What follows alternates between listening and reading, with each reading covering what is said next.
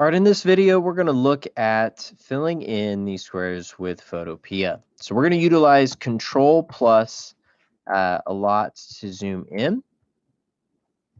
And we're also going to use some different layering on here. And we're going to use our text tool. So let's look at the word across here. Number 4 is talking about the word crop. So if I click and I type in C-R-O-P, you can see my font is really small.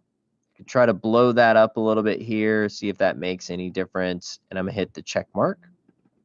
And it didn't because I didn't have everything highlighted. So I'm going to double click on that, stretch my font out here, and see if I can get it to start fitting. I'm going to use the move tool and try to pop that into place. And you can see here, it's still not large enough. So I could hit the transform controls while on the move tool, and I could try to stretch that out accordingly. And it starts to kind of fit. Doesn't look the best in the world, but it's getting there. And as far as we're kind of concerned for filling these out, that's not too bad.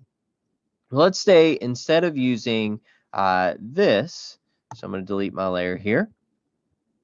Let's go back in and try again. So we'll do C-R-O-P. Okay.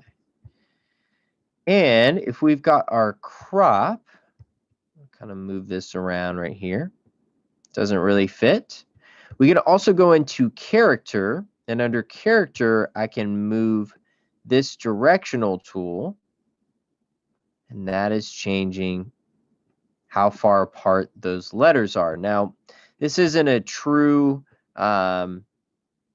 base change for our lettering, but it works out well enough. Well enough for what we're doing. All right, I'm turn the transform tools off and that goes away. So let's fill out this one here. I believe it is rotate. Don't quote me on it, but I believe that it is. So for this, we're going to do something a little bit different. We're going to click in the space and go ahead and hit the R. And we can move it around into where it's supposed to go. But now we need to be able to get T-A-T-E. So what I'm going to do is actually pop this up over here, do T, enter, A, enter, T, enter, E. Now, this is spaced out a little bit too far. So I'm going to grab my move tool here and kind of shrink that down. I'm holding shift to shrink that down. We could also kind of squish those up and hit the check mark, and that's pretty good.